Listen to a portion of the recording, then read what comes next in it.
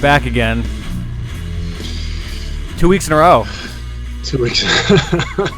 We've been a little inconsistent lately. Yeah, but, John had to take a week off for beauty sleep or something. Yeah. I'm not sure what that was all about, but I don't know. Coming back with a bang, though. A couple great shows in a row. Mikel Gould tonight, so everybody's excited about that. Yeah, what's going on, Mike? Hey, how you doing? Oh, just hanging out. Pleasure to be on the show. We're super happy to have you on, man. Got a lot of attention from people when they heard you were coming on, so hopefully they're going to ask you some good questions tonight. I hope they're all easy. Okay, yeah. What is your name? We got that part down. So let's start off with this, Mike. I mean, what do you have coming up on your arm wrestling docket? Any big tournaments coming up for you? This year actually has been relatively quiet. We have a tournament coming up in a couple weeks. My brother runs a league, the Arm Melter League. Mm-hmm. We have an event going on in Toronto. I believe it's the May 28th. And so I'll be there. And then after that, our nationals, our Canadian championships in Halifax. And at the moment, that's pretty much it. Yeah, that's good enough for now, Couple of events. The Arm Mental, that series is phenomenal. I got to get up there sometime for that. It's such a well-run league. It's in Ontario here. I mean, it really is the premier arm wrestling league for sure. Mm-hmm. And are there, there's a tournament that's involved, obviously, but there's also super matches, correct? Yeah, he's got a great setup. It basically tournaments and super matches, and then the winner of the classes in the super matches get opportunity, or in the winners in your weight classes get the opportunity to compete in the super match against the previous belt holder. And, okay. There's a progression like that. It works out really well. Yeah, it's nice to have like a real set in stone kind of way to. And that's it's been it's very structured. I think that's a smart way to do it. Mm-hmm. I think everybody recognizes that those tournaments are awesome, and I know we all want to travel up there to do them. So I got a bunch of buddies from down here who have gone up and done it, but I haven't made it up there yet. Maybe John and I will both come. That would be fun. That'd be great. Yeah, it would be fun. We might not win anything, but at least we can make people laugh once or twice. Speak for yourself, Josh. Yeah, I was speaking. You never know. You might win everything. So obviously, people are chiming in already, Mike, and one of the continual questions we get for anybody of your caliber is, why aren't you in the WAL? I get asked that myself quite a bit. Really, there's not I love what the WAL is doing. I mean, all these professional leagues or what professional leagues are out there came about a few years ago. I mean, what Robert did in the UAL, and I mean, I was a big fan, and I personally liked what he was doing, but with the WAL, I mean, they've just really stepped it up. I mean, they're running incredible shows, and I'm a big fan. There's just reasons I've never made it. This year didn't work out. Last year I had a couple health issues. The year before I was involved with the UAL. So possibly next year. That'll be cool. Yeah. I mean, it seems like little by little, more of the big names, like, again, people of your caliber are starting to sign on. Obviously, you probably noticed that Michael Todd just snuck in under the wire to join this year. Yeah. I'd actually just watched the match you and Mike had at UAL a couple years back, and that was fun, man. I think if you guys are both in it this year, that would be amazing. Yeah, I mean, I'll go on record as saying officially that I can't beat Mike Todd, but I think some good training, and I'd be in the ballpark. I can make him work for sure. Oh yeah. So. And you're left. He does have a very challenging style. Yeah. Yeah. What do you think about him being in that? What do you have any? As soon as you saw his name in that, What for were the WAL. yeah? What were your thoughts on that? I think it's great. It'll be interesting Yeah. because Mike's got such a reputation, and he's one of the greatest. So I think it's going to be fantastic to see where he mixes it up, because all the top guys in the WAL. I mean, if Travis is in there this year, I got a feeling he's not. But if he is, I mean, he's fierce. Obviously Dave Chafee. Will Mike be able to stop Dave? It'll be fun to see. Yeah. It's going to be a lot of fun to see, especially those extra long pads are perfect for Mike's. I was just gonna say Michael that. Todd's style, so it's gonna. I mean, it's. Yeah. Now we're on the WAL topic. I'm not a big fan of the extra long pads. I think if you're going to add 2 inches to an arm wrestling pad, I think that's a great idea. But it'd be nice to see an inch at the front and an inch at the back. The guys. Not everybody's a big heavy. Are you saying not everybody has like a 9-foot long arm, Mike? Yeah. And the crazy thing is, you still see people coming off the back of the pad. Right? Isn't that insane? You have to come off. You have to basically come off the table these days to come off the pad. It's still happening. It's right to the table, yeah. So. Well, a lot of people like that forgiving style because it's better for TV. They don't stop the matches as much, but I guess you have to get used to it. Absolutely. Forgiving, that's cute. Well, yeah, forgiving is, that's the euphemism. Yeah. I'm trying to be nice. But so Mike, a couple people are asking about your thoughts about who's going to be doing well this year at WL. So I'd love to hear. I mean, you mentioned Travis. He's not pulling this year, so he won't be there at all. But I mean, other than Mad Mask and Devin, do you expect to see any more Canadians do well? I got to be honest. You've got. I know there's a handful. Eric's going. Jeff Slater. Yes. Jeff Slater's training hard. Jeff Slater's going to be I think he's going to surprise a lot of guys this year. I'm not right up on who's going, but I know there's a few girls going from Canada too, and all the girls that go from Canada are going to be real tough. Oh yeah, Heidi's going to be tough. Tamara, Angela, Joyce, they're all real tough competitors. Yeah, everybody always forgets too about Jeff Slater. Slater, he shows up and he wrecks people, and people are like, "Who's that guy again?" Jeff Slater's working hard, and he's going to be definitely tough this year. But I think all those top guys in the WAL are training hard, and that's the thing, And I would expect to see big things from Ryan Espy this year. I haven't talked to Ryan. I feel like he's been training hard the last couple of years. He looked great in Vegas last year. I thought so too. And if he stayed on track with his training a bit, he's going to be super tough. Mm-hmm. Yeah, his left looks super solid. Yeah, his left and his right's great too, really. Yeah. So.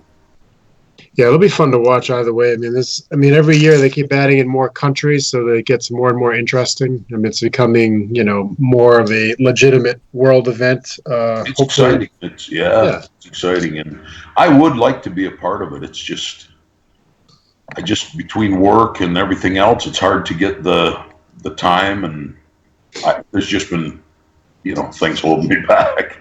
Yep. Michael Todd is just chiming in to say hello. Hey, Mike. Yeah. And Jamie Sheldon's watching right now. There's a lot of people saying hello and all that kind of stuff. They all miss you and that sort of thing. So, but I mean, so when it comes down to like the WL stuff and arm melters and that kind of thing, I mean, the next couple of years, do you think you're going to be traveling more for big tournaments, or you're going to stick towards home? I would like to travel. If I can make it happen, absolutely. I will be getting out there and doing more. Last year, I traveled some in the early part of the year. We had a couple good events, and the last couple of years, but this year I've pretty much parked. Yeah. Well, there's nothing wrong with that because, you end up traveling quite a bit, especially, again, people with big names, they travel a lot and it gets to be old after a while. And sometimes it's good to take a year or two off. you need a bit of time. You need step back a little bit and get your training on point and try and get healthy. The big thing as I get older is health. I mean, just your regular health, but then trying to keep the arms working. Battling injuries here and there, and Yeah, So and speaking of something like that, how long have you been pulling? I've been involved in the arm wrestling for probably 28 years. Okay, so when you're talking about stepping back, taking care of training, health, that kind of stuff, eventually things just don't work the same anymore, right? So you gotta try to ensure that they do. And it's funny, your styles change. Like I've had, as for everybody that's been involved in the sport, my share of injuries. I've torn both biceps. I've, injured my hand, injured my arms, my elbows, obviously shoulders. And, every time you suffer a big injury, your arm wrestling style changes because what worked for you before doesn't always work after. So yes, most of the time a new style or a new move comes out of necessity from an injury. You're absolutely right. Trying to work around it. Yeah, because we're arm wrestlers, so we're not smart enough to stop for a little while. Well, sometimes I'll just do something else until this thing heals up. Yeah. Did you ever go to WAF Worlds, Mike? The World Championships, WF? Yes, indeed. Yeah, I went to a few. Nothing recent. 93, I believe it was sit-down championships in Edmonton. 94 in Sweden, 96 in Virginia Beach, and 99 in Tokyo. Oh, yeah, so you went a couple times. Yes. How'd you do? A couple thirds and 2 firsts. Very nice. Yeah, the firsts were nice. Did you win left-handed only, or was it right-handed? I did win left, and close in Tokyo was close to 2 golds, but I kind of messed up in the finals right-handed. But so I ended up being first in the left and second in the right. Nothing to be ashamed of, that's for sure. Oh, it was a fun. We always have such a good time. Mm-hmm. Yeah. So for sure. It's a blast of an event. Let's see. We got a couple questions. Let's see. Wes wants to know. This is somebody I don't know, but what's the deal with Kodiak in the supers, and why haven't we seen more of him in the WAL? I don't know who Kodiak is. Kodiak's a competitor out of British Columbia, and I really don't know. I mean, he's 2,000 miles from me, but talk occasionally. But I mean, I don't know exactly what he's up to. Fair enough. Paul Lynn wants to know about your bicep tears, Mike, and how long was the recovery, and did you regain the full power you had before the injury? Well, I tore both bottoms. It was the I'm sorry. It was the tops on the biceps. So near the shoulder? Yeah. Okay. And my recovery on them was probably, full recovery was, pushing a year. 3-4 months, and then training and, strength started coming back, but I probably full recovery was probably more along the lines of 10 months. Mm-hmm. 10 months, and I would say, for the most part, full strength, they seem to work. They work. My biceps work a lot better anyway. I mean, there's no pain or trouble like that in them. That's a nice thing. Yeah, that's really important in our sport. Yeah. Yeah. Everything works better when it doesn't hurt so bad. No kidding. Yeah. And would you consider yourself more left-hand dominant than right over the years? It's really been back and forth. I mean, it's funny. I often have a little more success left-handed, but it's just because of my hand. Okay. My left hand's a little thicker, a little bigger. It's healthy. My right arm's definitely stronger. It's just that sometimes I can't apply it. Hang on. Right. Yeah. I have a lot of issues with my right hand. And whether it be arthritis or there's a few things I'm not even sure what it is, but it gives me a lot of grief. So that's where the left arm really comes into play. It just works better. Yeah, you can just manipulate the match a little bit better because. Yeah. Exactly. Yeah, because I remember, you giving a lot of people really serious trouble left-handed that were left-hand dominant. More so, for sure. Right. For sure. Yeah. Which is weird because, like, I'm a right-handed guy. I don't know about you. Are you right-handed? Yes, I am. Yeah, so am I. And for some reason, my left hand is better. My right arm is better, but I can always just control a little bit better with my left hand. Rotation-wise, cupping strength, finger pressure, it just never seems to get hurt. I have a little theory. Most people's lefts are stronger and are a little more functional, but if you're right-handed, I feel like your left arm does all the work. Your right hand's doing all the thinking. You're carrying groceries, you're carrying stuff. Car keys in the right hand, left arm's loaded down. A couple people have said that, Mike, and I'm starting to believe it. I almost feel like you're onto something there. It's like our right hand, if you're right dominant, is for fine motor controls, and your left hand is like a big, dumb, powerful thing. Yeah, the left does the work. Yeah. I think there's some truth to that. I feel like that's what's true with me. And my left wrist is a little injured right now, but normally I'm better lefty. Yeah. And I think it's the same kind of thing. I don't overthink pulling lefty as much as I do righty. Yeah, same. Yeah. So obviously, a lot of questions about training, Mike. And I'm interested to hear not only how you train now, but how your training evolved over the years. And what does your program look like these days? It has changed so much, and I think it's changed with the sport. I think the arm wrestling world itself has changed drastically. 25 years ago, you could go to the gym a couple times a week, and if you were just basically a pretty strong guy, did some arm work and gym training, you stayed pretty much. I don't want to say on top or ahead of anybody because there's always guys out there, but you could certainly stay competitive in the arm wrestling field. As time went on and the sport progressed, and it started becoming so much more specific. And I've always liked going to the gym. I like just doing my basic benches and curls and deads and all that kind of stuff. That's kind of what I enjoy. Yeah.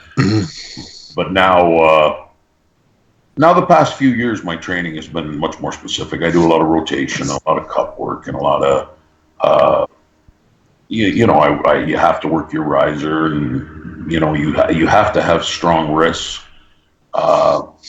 It really doesn't matter what you can do with your arm if you can't transfer the power out your hand. Yeah, for some reason, it seems like these days, it seemed like everything was about big angles before. Now it's all about small angles. So you could just get stupid strong and get as long as you could, basically hang on. And now it's, these little tiny, like if my hand is here, no good. But if my hand is here, I can dominate now. It's just crazy. That's right, and that's for sure. Yeah, it's like any other sport. It evolves, and we get better at training and better at techniques and better at angles. And the number of techniques that people can use as a legitimate threat now has increased from, back when I started.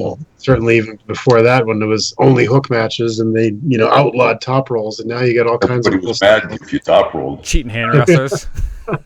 Yeah, exactly. But I don't know. I think it's interesting. It makes training more technical because you can't just rely on the whatever your number one strength is, because people will train for it and beat you at even if you're stronger than them. Exactly. Yeah. It's certainly getting. I don't want to say it's more difficult. It's just refined. Which I guess in a sense it's more difficult. So. It can be if you think about it or if you overthink it. But I think people like yourself, people who have been involved in this game for a long, long time. How often do you really think at the table? Like it really comes down to a lot of instinct. Yeah, it becomes instinct, right? Of course, and you need it to be, Yeah, or you're gonna be way too slow. Yeah. You'll get caught if it's not instinct. Heidi Corner just said you're the best coach ever. Oh, that's sweet. So there you go, little compliment there. Travis is on it too, but he's being very quiet, so I don't know what's going on with Travis. unusual for Travis to be quiet, so don't feel free to speak up there, big man. But what was I going to say? Oh yeah, how about table time, Mike? How much of that do you do these days? Actually, actually getting more table time in this past couple years than what I ever did. I lived in Toronto area, and yes, Heidi and me trained a lot over the last few years, and it worked out great for both of us. Uh, I certainly benefited, uh, helped her out, but it actually benefited myself too. It's funny, I started out to train her, and as time went on, I mean, it just motivated myself. You can't train with somebody 3 times a week, and it's like, well, you have to train yourself. So it really it helped me out so much. But anyway, we had a club in Toronto, and we were training weekly. I moved to Kingston last October, and I've got a group of guys here. We train twice a week. So, yeah. Well, Travis just came to life on here, so it's good to see. Nice. I'm sure he had some wonderful compliment. That's exactly was very kind. That's exactly, it was as a compliment towards your country in particular, Mike. It was very sweet. So I'll leave it at that. Very nice. He can be occasionally. So what was I going to say? I have all these great questions in my mind, and I keep losing them. But all right. So we were talking about WAL earlier and the potential that it has. Do you think? Specifically about the contracts, I know you're a UAL athlete and the WL contracts are a bone of contention, but do you think that's going to be something that leads to a more professional sport? I honestly, I'm not sure. I understand the contract commitment. I mean, if these leagues put a bunch of money out, and you can't be jumping all over and competing for everybody if you're going to be involved with them. I mean, it really depends on where it goes. Yeah. If they keep their sponsors, and if you're benefiting through their sponsors, and if you're benefiting through their name, and as well, if you're benefiting off each other, then obviously, it's going to help. Mm-hmm. If you're not getting much out of it, I mean, my problem is it's not enough for me to get my, get myself on TV. I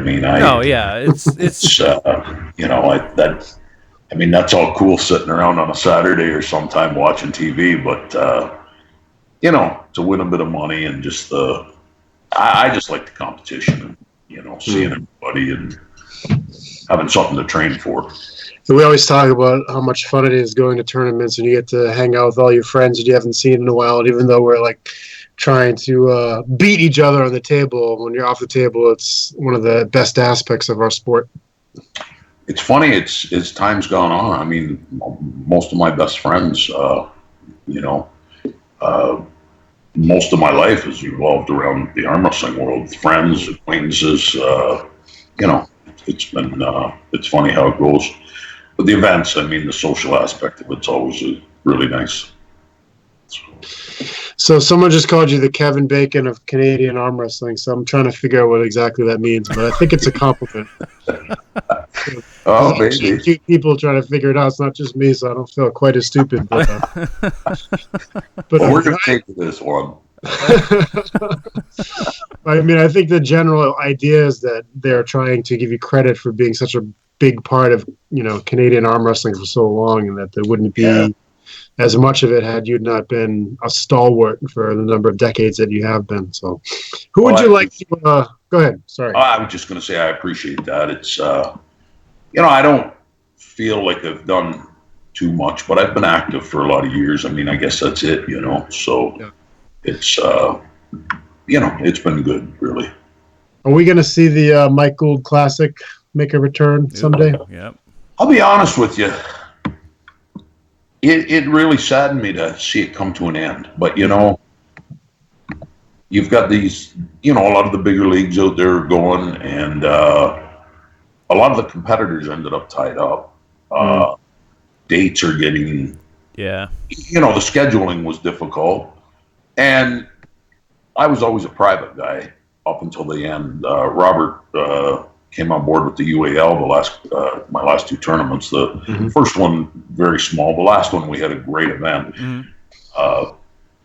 It really was a fantastic tournament. The last event, and the responsibility, the workload of running the tournament, the financial commitment to running the tournament, and then losing a lot of the top competitors, it just felt like it was time to, take a break. Yeah, lay it to rest. And I feel like it went out with a bang, but I'd be surprised if it goes again anytime, Maybe I'll just call WAL up and have them give you a call, and they can have a giant, event in Canada and take the name back. It'll be fun. It would be, that's kind of what it needs. It needs somebody to put some input. No, I know what you mean. It's got a huge name, so it deserves to be treated well, and it deserves to have a fair amount of money to be won there, and the name has a lot behind it. So I completely understand why you wouldn't want to run it unless you were able to guarantee that kind of experience. Yeah, the money, with what's going on today, it was very poor payout. But for years, it was, kind of recognized as a good paying tournament. Yeah. But it was all private. I mean, we just did it ourselves. And, and that's where the financial commitment comes in and stuff. But, we don't have anywhere near the money to put on an event, and have $10,000 for prize money in each class or for first place, it's we're not there yet. Yeah, and those tournaments like Mikel Gould Classic, a couple ones I can think of like Kentucky Muscle, the Get a Grip tournament, like those ones, those were just staples for so many years. Like, you could always count on the Get a Grip. The Get a Grip in North Carolina was always a badass tournament. So it's like, if you don't like, I can understand, like, I don't want to run this unless it's going to be like fireworks. Yeah. That makes sense. My last 3 years, I had my last three events, I had over 300 entries. Yeah, that's great. Right. Yeah, just monsters. That's great. Yeah. I mean, honestly, that's bigger than any WAL event has had so far this year. So to put that in perspective, I mean, obviously they'll have more than that in Chicago and at the finals, but just says a lot about the strength of those ones. I'm sorry, I might inflate that a little bit, but by doing that, that was with the amateurs and the pros, and yeah, of course, all that. 300, over 300. I think my last year was around 320. That's great. Total entries. You can say it, Mike. 480 entries. Go ahead and say it. It's fine. I know. We'll roll with it. Whatever number you say. Total entries. Amateur and pro and everything. So no, that's phenomenal though. Jerry Milne is watching, and he said his favorite match ever was you versus Richard Lupcase at the MGC. So I watched that. Yeah, that match turned out pretty exciting, really. I mean, Richard's first of all, Richard's a complete. Him and his wife are just a class. They're fantastic. Yes. And Richard's powerful. Oh yeah. I felt going in that I might do something with him, just knowing where it was going to go, but it turned out to be a pretty exciting match. Of course, I had home advantage, so I had support and, Canadian pride on your side. Yeah, we're big funny on here, man. There's a lot of jokes tonight. Let me see. I got a bunch of questions coming up here. I'm going to ask this one just because I like Jonathan Laba, even though he never asked a serious question in his entire life. Who is He's like Jonathan Laba. I don't know if you've met him, but he's a funny guy. Oh, yes. He's at what age did you choose arm wrestling over hockey? Because in Canada, those are your only two options. It's true. But I not much of a skater is the problem. So there you go. I started arm wrestling pretty young. There you go. Now we know, because I'm sure everybody was dying to know the answer to that question. Patty Woods, who's frequently watching the show, she's a new puller, Mike, and she wants to know if you have any specific advice for ladies starting out, because she knows you've trained a lot with Heidi, and that she has a great top roll, but it's not something that Patty's ever really felt comfortable with. I don't think anybody feels comfortable starting out. I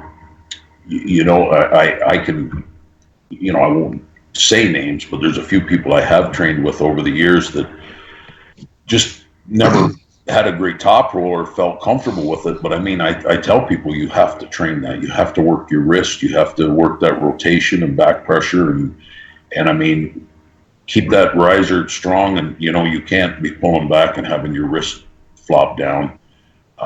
So my advice would be, I mean, wrist, train, train the wrist hard. Everybody says train your hand.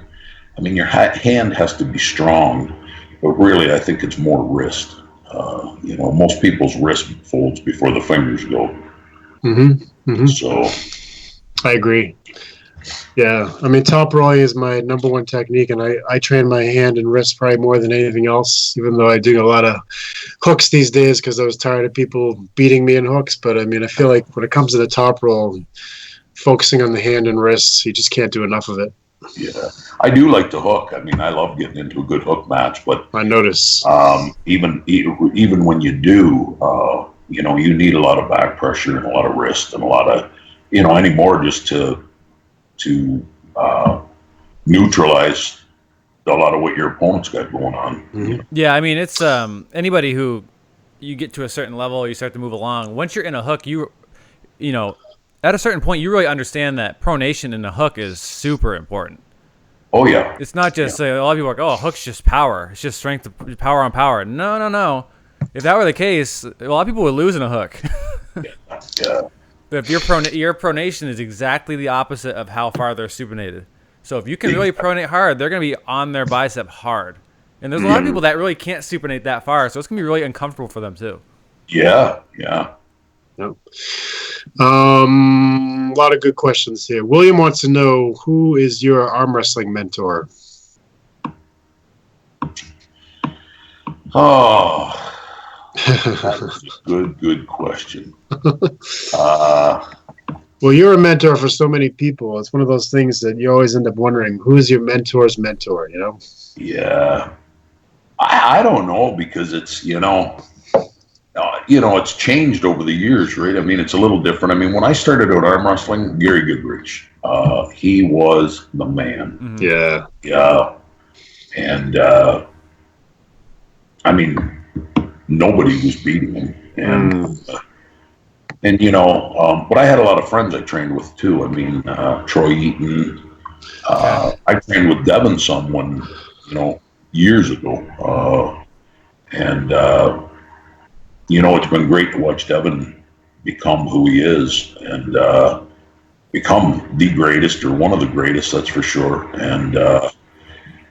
And we get the opportunity to train once in a while. We're not that far apart now. We're about 2 hours. So, training with Devin is such a great thing. But to pick out one mentor, it would be so difficult. Too hard. Fair enough. So many. Well, let me roll into Lorenzo's question here. And he was, along the same lines. Are there people that you just enjoy watching arm wrestle today? Like any of today's stars that you like their style, you like learning from, that kind of thing? Absolutely.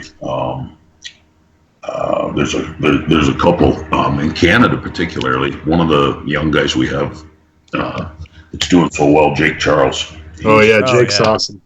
Jake, he's on track to be one of the best for sure. I think so. I agree. Work ethics there, and his ability, and his, he's tough. Yeah, to me, when I watch Jake Charles arm wrestler, to me, it's like he's got the basics down so perfectly. Yeah. It's like arm wrestling 101. Like it's not fancy, it's not complicated, it's not even that fast most of the time, but everything is perfect. There's no mistakes. Yeah. Yeah, Jake's tough. So. Yeah, I had the opportunity to pull him a few months back. It was a lot of fun. He's tough. Yeah, someone brought him up earlier as another Canadian they wished would dip their toes in the WAL. I think he'd have fun there. He will, I'm sure. There's a whole bunch that will, I think you'll see more each year if it continues. Yeah, I agree. I think you'll see a lot more come on board once everything kind of settles in and things aren't changing every 2 weeks. Yeah, that is frustrating for a lot of people. That's a big thing when the formats change. And Speaking of all that, I know we got into several conversations with large groups of people online about all the strap stuff. And what is your opinion on the fairness of the current strap system and how important of a part of arm wrestling it is and all that kind of stuff? Well, myself personally, I think the adjustment that they made a couple years ago, and I think Devin had a lot to do with it, with the fair strap. Yep. Where the where the strap comes back through the bottom there. Mm-hmm. I like that. But as for the strap, the way it's placed and put on, I wish they'd leave it alone. Mm-hmm. I think it's a big part. I think it's a big part of arm wrestling because it does it. People that train their wrists, people that train their hands, and have strong arm, strong wrist. I mean, it does benefit you, and if you know how to use it, it's just another tool. We train to, we've trained for a long time to learn how to use that and use it to our advantage. So why not leave it there? Yeah, and I agree with you that the fair strap, the way instead of coming through the bottom, but actually looping it through instead of underneath. I do think, I can't believe it's taken this long because it really is, to me, the fairest way to do it. Yeah. And I think there's, for some people, there's advantages with the strap, but there's only advantages because they've made it that way. You train your wrist, you train your arm. I know for me, right-handed in the straps, there's a big difference because I have a smaller hand. I have issues with my hand, and it's more about keeping the palms together than for me, it's not about the slip. So I don't know. I'd like to see them leave some of that stuff alone, but yeah, I'd kind of like to see them. I'd kind of like to see them leave it alone. Even if they're going to change something, like change it and then stick with it for a while to really know. Like, okay, we changed it for a little while. We changed it for a good while now. We got a lot of data on it, and we're going back because it didn't work or because of these 10 reasons. Instead of we're going to change it, and then like 2 weeks later, you know what? Forget it. We're going to go back. I know you guys prepared and all that, whatever. Who cares? It's like just stick with a plan, see how it works out, get some real good data, and then go back if you have to. Yeah. Well, I think watching some of the video, sometimes it wasn't working that well. They were having trouble with it, so sure. I don't know whether big events is the place to jump in and change it. I agree with that. I 100% agree with that. So, yeah, I think they're obviously, which does irritate people to a certain extent. Their primary motivation was how can we make this as quick and as non-disruptive as possible for the television audience. Yeah. For the athletes, that's not something that we are super psyched about. But when it comes down to it, every sport that's televised regularly, they have their TV timeouts and they have special rules to make things easier for television, all that kind of stuff. So I guess it's par for the course when it comes to being on ESPN. True. Yeah. I understand that too. I get them trying to make it quicker, but I just don't know whether it is in the long run. Yeah. So. Well, it's the other question is, there's a lot of sports that are on ESPN that are not broadcast live. Like World's Strongest Man is one of them. So maybe arm wrestling is not necessarily going to be the sport that people get all excited about watching when it happens, but instead, watching it the way they do now. Yeah. It'll be interesting to see how it goes this year. I know the WAL is doing their live broadcast, so they are. I can't wait to see. Yeah, it's fantastic. All the online streaming too from their majors have been great too. I agree. Great tournaments. Yeah. That's getting so much easier now. The live streaming on Facebook, like we're doing it right now, streaming on Facebook, and it's more accessible to people instantaneously, and it's really easy to do. You can watch it on your phone, you can watch it on your laptop, on your TV, wherever you want. So it's so much more accessible. So that's a huge help too. Exactly. Yeah. So audience, you're welcome. Yeah, you're welcome. Episode 60, whatever. All Is that what it is? Are you up 60. front? Yeah, I think it's 64. 64. Yeah, you're Wow. 64, Mike. So there you go. Oh, That's well, a it's lucky good year. number. 64 is a good year. It is. Let's see here. All right, here's a question for you. You versus Sean Latimer tomorrow. Who wins? It doesn't say which hand, though, because that makes a big difference. It does make a difference. I pulled Sean. I feel like my right. I'm pretty confident with the right. We had a close match this year, right-handed, and I don't.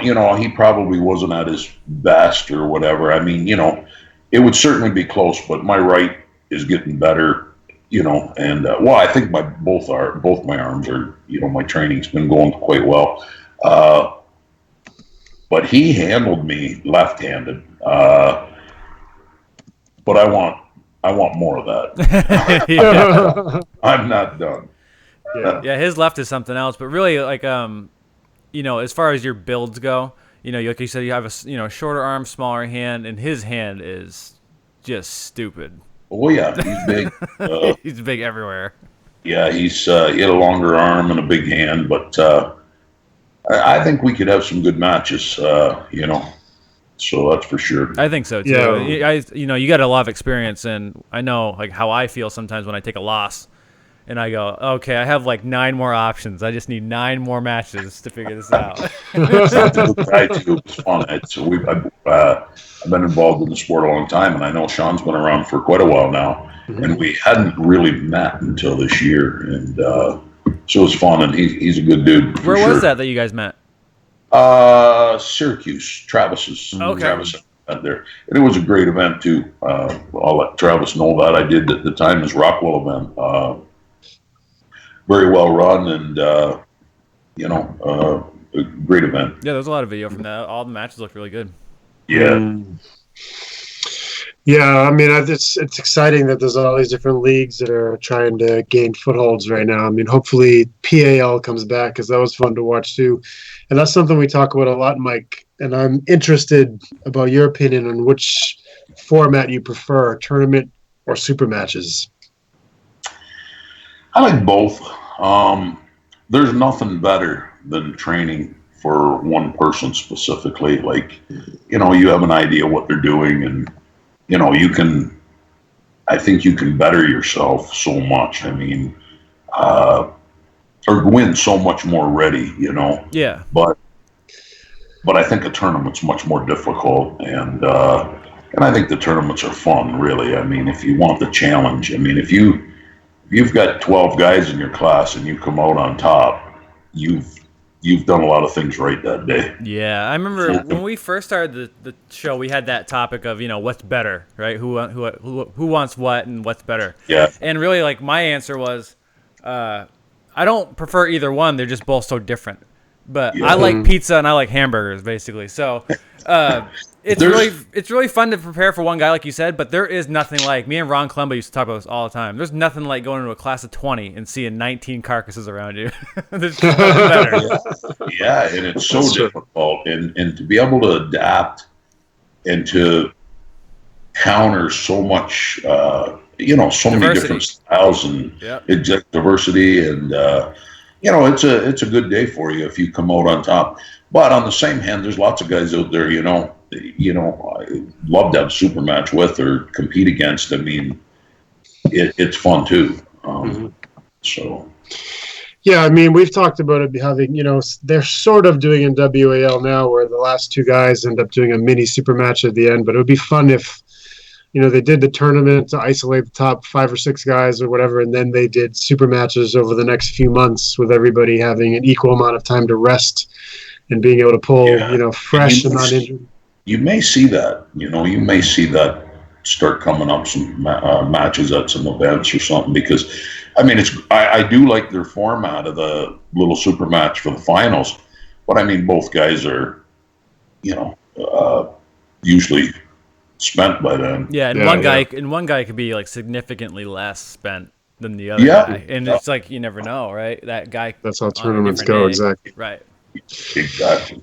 So yeah, I mean, John often talks about our sport as, another form of combat, so to speak, and that, if you think about other combat sports, they pretty much are all tournament. I mean, not tournament, but super match format. And we're used to that in boxing and UFC and wrestling and stuff like that. So it does make sense that it would be an avenue that might be very interesting to people, especially in terms of like developing personalities. So you could follow your favorite arm wrestlers if you Yeah. I want to see Michael Gould versus Michael Todd again, for example. Yeah. You know, And it's Yeah, nothing because you cooler. really. Yeah, go ahead, Mike. Oh, I'm sorry. I was just going to say, it's very hard to follow a competitor, especially just as a spectator, to follow, to really follow or possibly get an idea of what's going on if they're watching a tournament. Yeah, if So, there's a 12-man bracket, those guys could be the 12 best. But it's just really Yeah. hard to get attached to any of them. Plus, there's just something, too, about one-on-one competition. We all know this, too. You take 12 of the best, and for some reason, a lot of times, number 10 gives number 1 the best run. yeah, oh, yeah. It's just weird Yeah. that way, because it's just the way we always said it, styles make matches. So, styles make matchups. Some guys can't deal with a certain style, so I mean, yeah, so-and-so is just built for that guy, but then there's 9 guys below that first place guy that just like, oh, I don't have any problem with what you're talking about. It's fine. Yeah. Well, you brought that up a couple weeks ago when we were talking about Crazy George. Of course John, I did. I don't that remember. some of the strongest guys have a hard time with him, but the one guy who really knows how to arm wrestle him, who's nowhere near as Yeah. strong as the other 8 or 9, is the one who beats him. Yeah, you talk Could about be, yeah. you talk about someone like Artem, I believe, who came from, he won the worlds at 176, came to Arnold and got beat by George.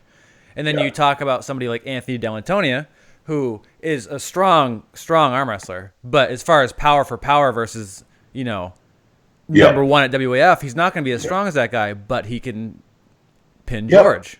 It can happen for sure, and you do get that. But yeah, on the whole George topic, he's pretty amazing. Yeah. I've actually trained with George, and I've known him a long time. Mm-hmm. A lot of people have become believers, and but I can tell you, he's a lot stronger than there's no real tricks there. He's strong.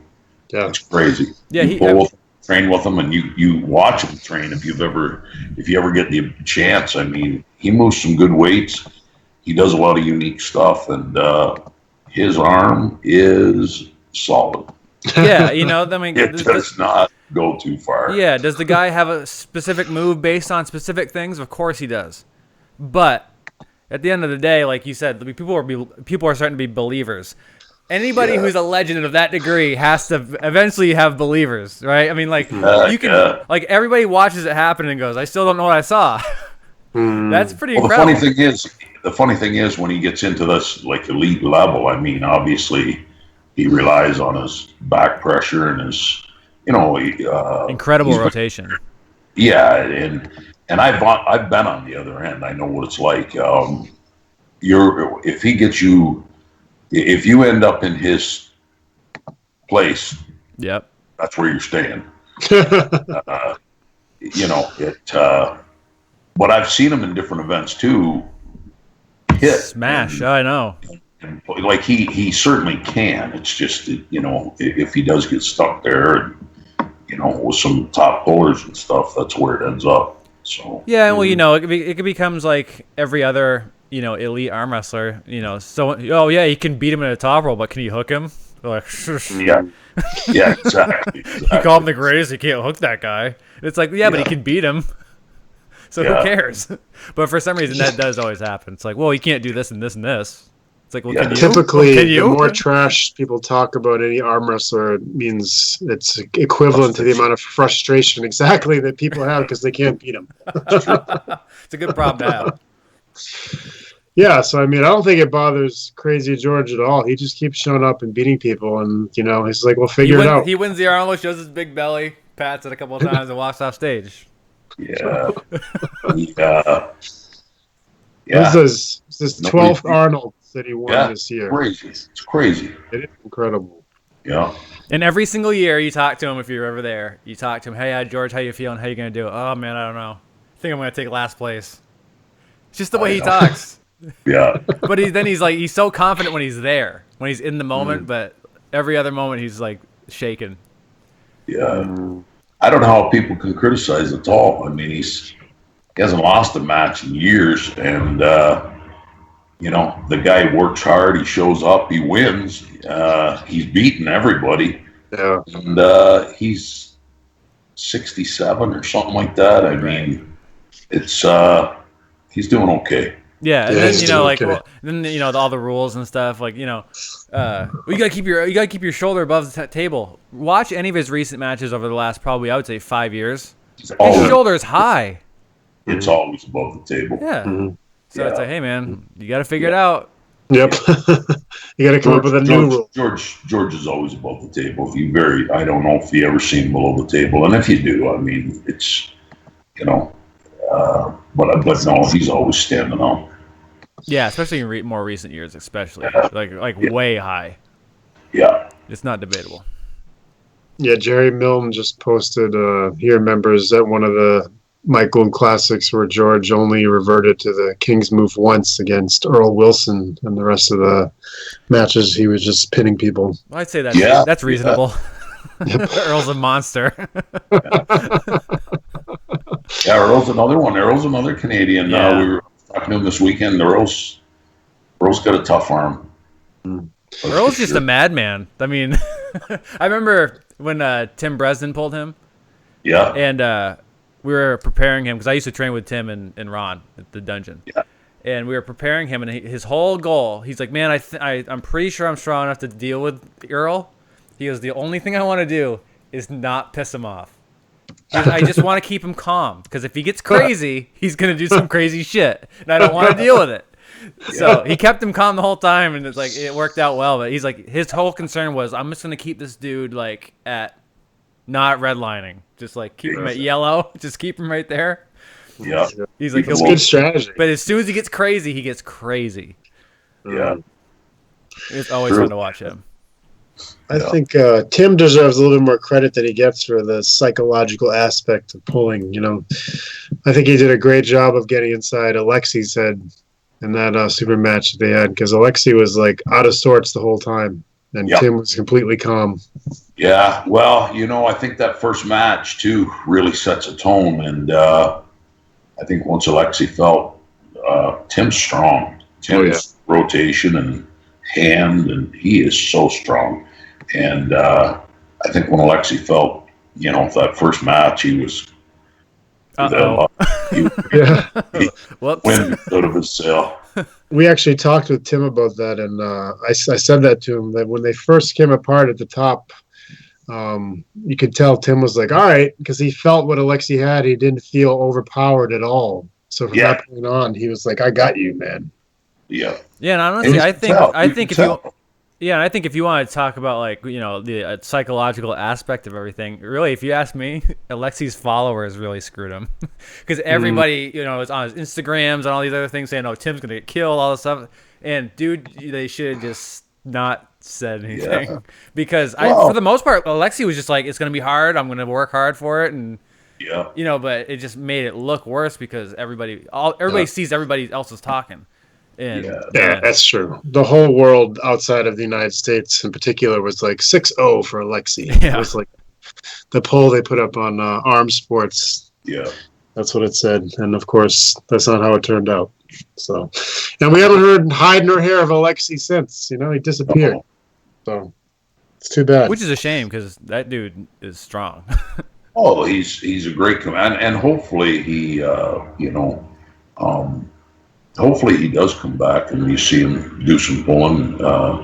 Some people struggle, if they're not on top, they don't want to compete. But I mean, if you're going to be good today, you've got to love competing, and that's win or lose. Because if you set that bar where you can't afford to take a loss, and you're shattered if you lose a match. I mean, you're it's a lot of pressure. Yeah, so my team just trained last night, and we were talking about that at practice, and I said, karma in this sport is very, it's right around the corner. As everybody comes up and they have these great runs and stuff, well, guess what, man? If you're having a great run and you're coming up, what makes you think that there aren't 10 more people doing the same thing in your class? Yeah, you're gonna take it one of these days. And It's just the way it's gonna be. especially today. And I am more grateful today, practically any match I win, than I was 20 years ago. Uh, because it's harder. It's today. There's a lot of you're lucky to win a match in an event. So it does seem like every class is filled up with monsters these days. yeah, and the caliber's getting tougher, and there's so many guys training, and the training's become, as we talked about earlier, it's much more specific, and yeah.